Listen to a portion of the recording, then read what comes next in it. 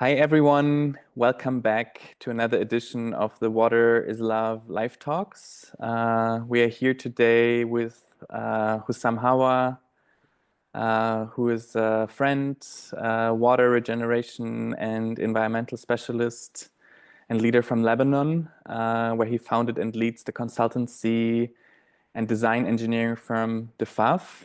Actually, it's DIFAF's 11th birthday tomorrow on Earth Day, April 22nd. So it's a good opportunity to, a good occasion to meet. And yeah, Hussam is conducting and managing national and regional projects of integrated water resources management, wastewater treatment, water and wastewater quality monitoring, sustainable agriculture, and many more. Also an activist, speaker, local politician, photographer, and more. We hopefully have time to speak about all of this. Thanks so much, Hussam, for joining us. How are you? Thank you very much, Martin. Pleasure to see you again. Thank you for hosting and for everyone who organized this and whoever produced and directed Water is Love. Big thanks to them. It's a monumental, I think, documentary. It was quite inspiring when I first saw it back in Portugal, and I also had a small conversation with the director. Thank you. Yeah, it's really a pleasure to have you here. And also to just weave with these live talks even this network deeper of people that are working on similar principles in different places and different contexts of the world, and also to be able to tell our followers about your work. So that's a good opportunity. And why don't we start kind of diving a little bit into your story? And I would just love to begin by hearing a little bit like what made you work for water and environmental topics in the first place? Like what drew you in?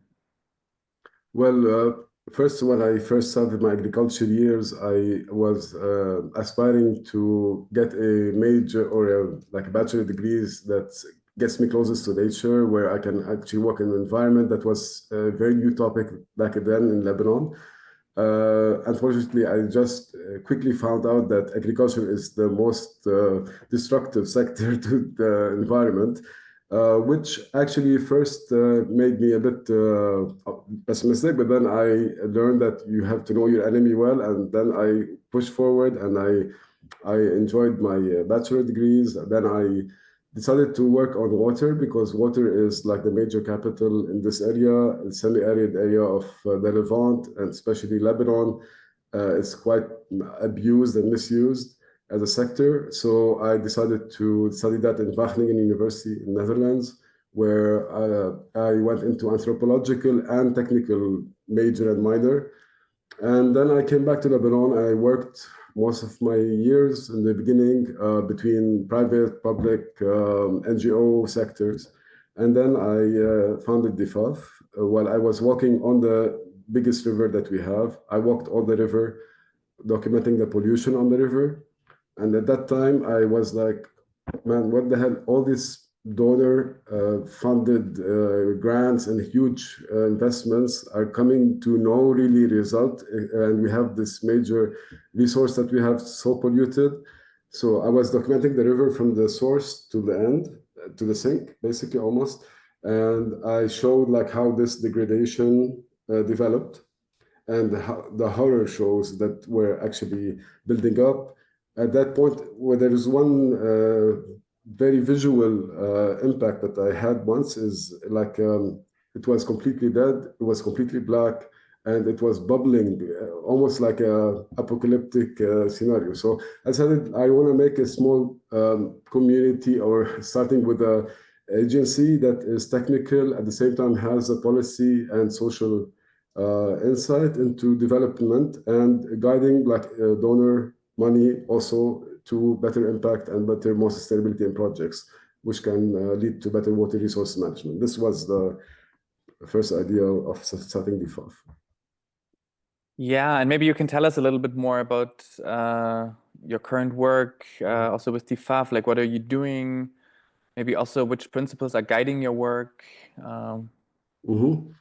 Well, DIFAF has a social technical edge, as I was saying, and it has the idea of that water are complex systems, and we can't just like parachute projects to just isolated development into the water systems because rivers are tied to lakes, are tied to the seas, even springs, snow. They're all well connected in macrocycles, and DFAF has this vision in mind, but at the same time want to instigate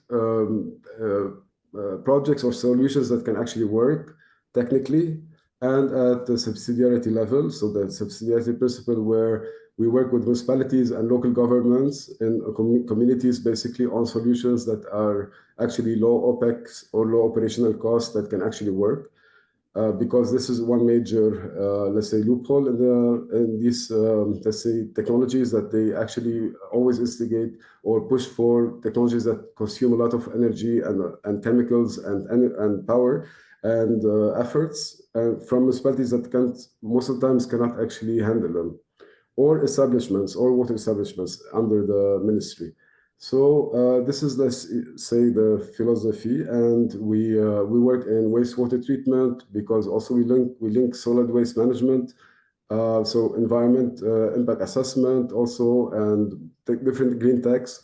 We try to push forward. Now we are happy to be the EU's technical assistants in the Green Deal project of Lebanon, where we manage environmental projects on water, wastewater, energy, solid waste, and agriculture. Amazing. Congratulations. And maybe we could also unpack this a little bit more and just, yeah, like maybe you want to tell us about a few examples of projects that you did Mhm. in the last few years or currently doing, maybe project that you're particularly inspired by or proud of, best Yeah, practices. yeah. For example, we look at constructed wetlands. These are nature-based systems that treat wastewater in the least intrusive way, except for space demand.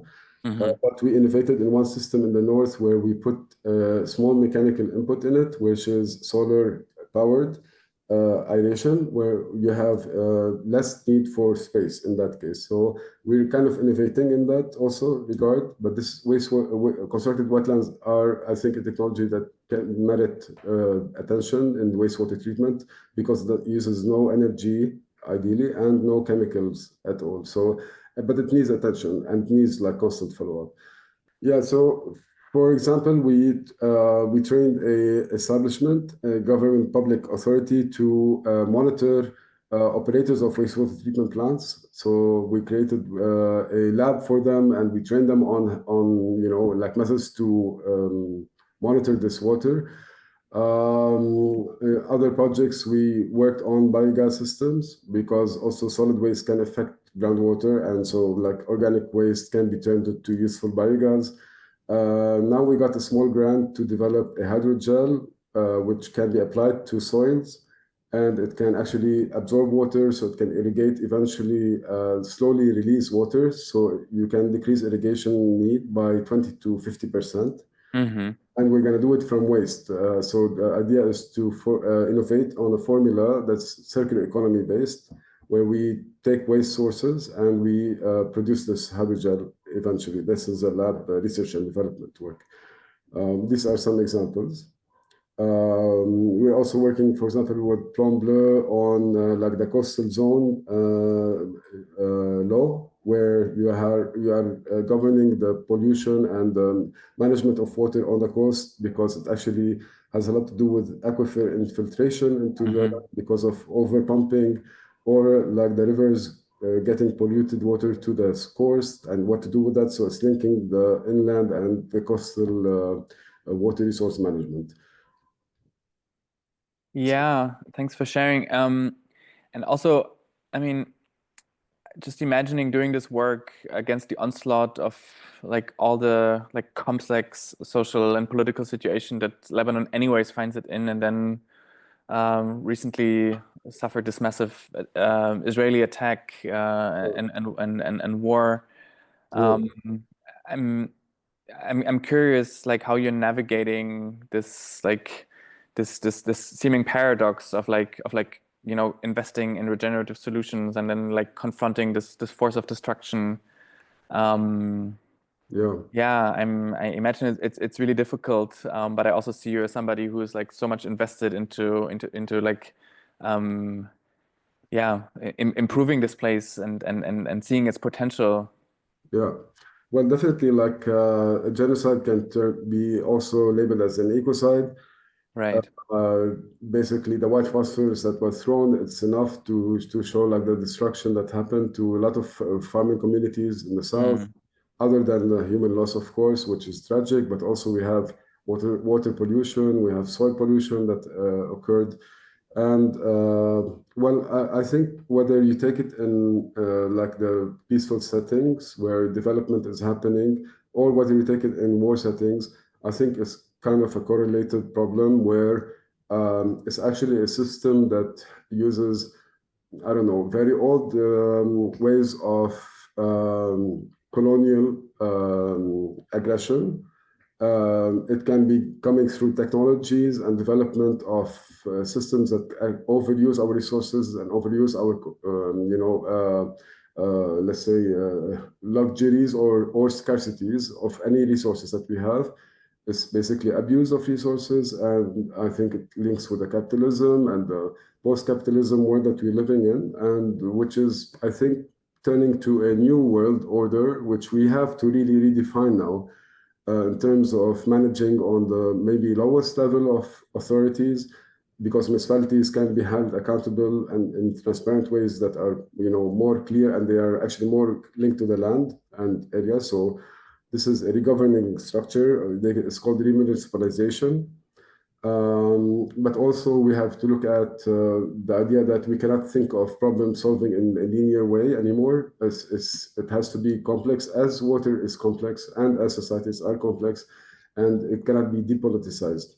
Right. But yes, I mean, the atrocities that are happening to this land, my people and our people is just grotesque. It's out of this world, and I mean, you can blame the human greed and aggressive behavior, but also I think that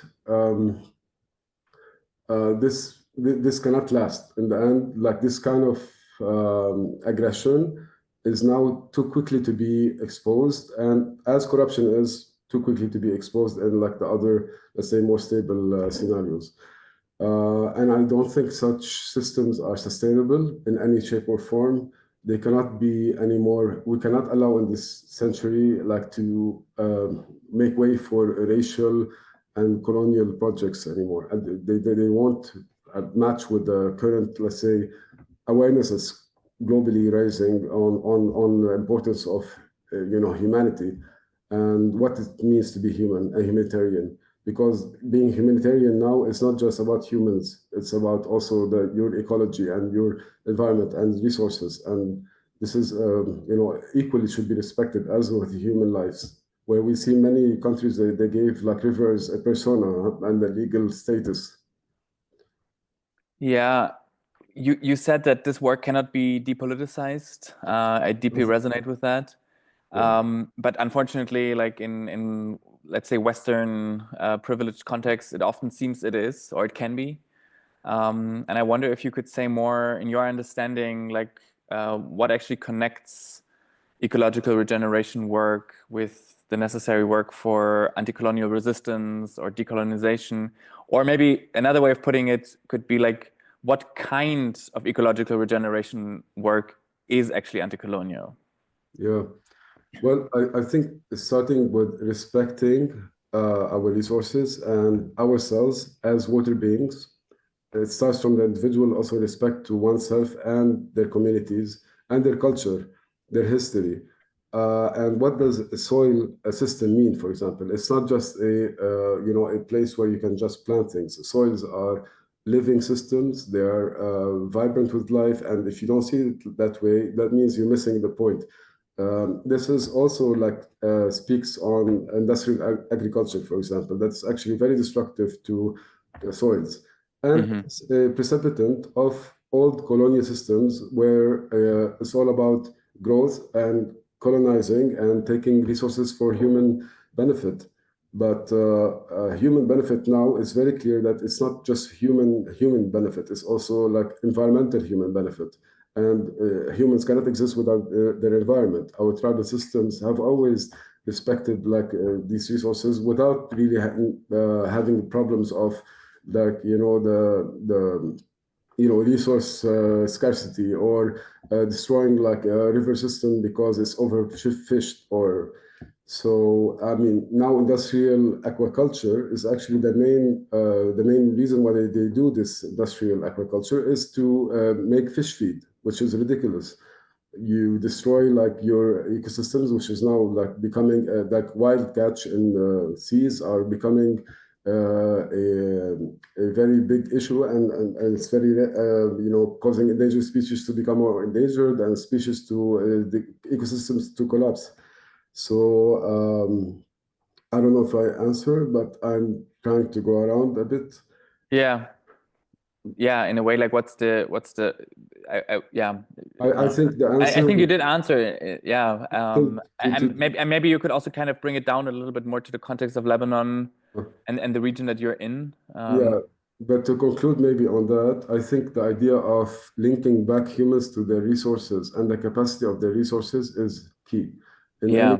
of new governance structure that we actually are thinking about or putting forth. In Lebanon, Lebanon is a quite peculiar place. It has been the whole culture of Lebanon has been built on river systems. It was all about the meza, which everyone knows, like it's a small food. It was always about like tables on the river systems, and the communities were actually used to sing poems to dissipate any like inter village problems or like tensions that were between villages. So when there was a conflict of that source in our history, the Zajal is a tradition which is now being lost, where we go to the river and we sit and we eat together in two villages, and we talk in poetry and sarcasm and a bit cynical and a bit humorous ways to flush out these conflict problems which were social. So our societies were linked with rivers, very much so, and our food, which is very famous globally, is linked with the table on the river and this mesa. Hmm. And this is being lost. And now we have politicians who are just using media to always control and fear monger and make issues between people. So sectarianism and all of this problem of Lebanon to keep the control there. So I think when we are cherishing our rivers again, we're looking at the snow of Lebanon, which is like the main source of our groundwater, which is the spring. Our rivers are the short and very vibrant rivers that are seasonal. This is the main culture of Lebanon that's full of abundance and giving, and you see that in the cultures of Lebanese. So I hope like we will, wake up to this, instrumental issue very quickly, and we can link with our water systems again. And yeah, I think our capital is just social capital and water capital, if you want to talk about in capitalistic terms, most important ones in Lebanon. The Yeah, thank oil you. now, Sorry. no, probably oil is coming also, but let's not go there at this point. Mm. Yeah, thanks for this insight. I had no clue actually that the mesa was based on rivers and yeah, thank you for thank you for giving us this background, because often like these pieces that integrate into global pop culture, we get it without the depth of culture that it's connected to. So I really appreciate you The saying that. diversity of cultures we have is linked with the biodiversity that we have, is linked Hmm. with the food diversity that we have. Is It's all about like small diverse food, that we can grab and take to the rivers because they're in small plates, and and share between us. So we share food, and the small plates are for sharing. You know.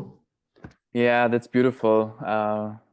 Like the root of culture actually in the ecological context rather than as something abstract. Mhm. Um, I want to link it back to what we spoke about before, because now you kind of you gave us more of the context of Lebanon, also historically, culturally, and you were sharing about the work that you do on regeneration, which, in light of what you just shared, in some ways is also returning to ways of relationship that existed before. And I wonder if you could share a little bit more about like the impact that your work has made, maybe places that inspire you, where you feel like this is in some ways walking towards your vision. Mhm. Well, I believe like circularity is a quite an instrumental approach that we're going to take forward in all our green tech promotions. So, for example, if we talk about hydrogels, this thing that we're developing now as a research and development is coming from two main waste sources that we have: is olive waste, olive pressing, so which we have in abundance, and labne, which is a dairy product that we eat every day. And we're going to take these waste sources and return them into a hydrogel that can actually preserve water in the soil. So regeneration of soils actually can be also targeted through decontamination of soil through this product.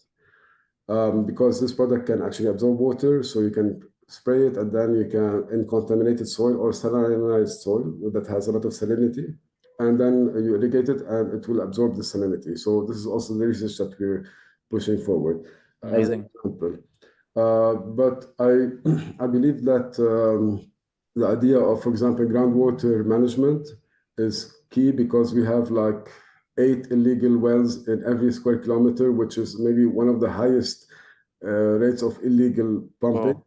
And this actually drains our ability to even manage not just the water that we have, but also invites seawater intrusion and our ability to manage and actually govern. So this is a challenge, and you go into the political and nepotism and all of these links between like power structures that we have complex, and I'm not going to go into that because it's too complicated, I think. But once we start to respect that we are all sharing the common resource that we all is going to benefit all, whether you're upstream or downstream, it will affect you equally. And this is where it's going to start. And this is, I think, it needs some awareness and work on. But Lebanon has never been given a peaceful chance to really calm down and work on itself and its resources since the civil war. It's always been like under flux of a lot of power struggles in the region. And from the upper side neighbors to the, colonial also neighbors that we have. And it was always under kind of pressure, oppression and conflict. Yeah, but it's ridiculous. I mean, also talking about Palestine, just looking at water and how water was made available for people of the occupied territories of Palestine. Palestinians only had like 3 meters of legal permit to dig, while Israelis were having hundreds of meters to dig and extract water. And you just look at this example, and it's already like very clear cut apartheid. So I don't know what people are waiting to, like. I hope it's changing soon. And this, yeah. Yeah, maybe almost coming to a conclusion, I'm curious if you could share more about like under all these challenging circumstances, like what keeps you going. Maybe it's also maybe you want to give us an insight into your vision, like what's the furthest Yeah. visionary horizon you have for this work, of what could come out of it. Yeah. Well, in DIFAF, we have a motto. It's like believe in the impossible and work for the possible. And it's a bit like a Gramscian thing. But Right. basically, I believe that, like if you're working in development sector, you have to put your effort where development is needed. And it's not like in, let's say, underdeveloped places, right? It's places where they're still looking at dams, whether they can actually be useful or not, and avert from going there, and try to see how water management can actually be much more resourceful if you avoid and make small dams, for example, or manage your leakage first, or try to control the management of groundwater as we're speaking, and linking rivers to groundwater, etc. And I think this is the way forward. It's about strategizing. It's about awareness. It's about linking systems together, not depoliticizing water because it's already politically charged resource, and keeping an eye for the future where sustainability is actually given its weight, where resources are linked to the capacity, sorry, human development is linked to the capacities of the resources available and not like dissociated from it. Yeah, I want to thank you, Hussam, for this incredible work you're doing. It's very inspiring, especially in the context that you live in, for working for healing of Earth and for a regenerative culture. And yeah, also I want to send my and our deep solidarity for the resistance that you're doing, and also thank you deeply for the work in sharing our documentary. Maybe just as a last thing, if people want to learn more about you and your work or want to collaborate, what would be ways? Mhm. Well, of course, they can reach out on our website or contact me directly on LinkedIn. They can find me easily with my name. But DIFAF has a website, difaf.org. Thank you for allowing this. And I Of want course. to talk about just one last word about the resistance, because for us as a small culture and for the vulnerable people, resistance can be made through without the weapons, in other ways. So I think this is what we have to also instigate is like resistance through resource protection, resistance Mm. through knowledge, resistance through technological advancement, resistance through keeping our eye on the future and like beyond this colonial structures that are precipitant of the old stuff. So I think this is also good and connecting. Mm. Only connecting is very good. And this is what's helping us and being aware about the Palestinian issue, never to stop talking about what happened. I think Yes. this is what will keep us going. And thank you. Thank you so much. Thanks for this addition to the definition of resistance. And also want to say that for people who still want to watch Water is Love, the documentary film on whose occasion we're having these conversations, can do so at waterislovefilm.org, available for free. See you next time. Bye bye. All the love. Thank you.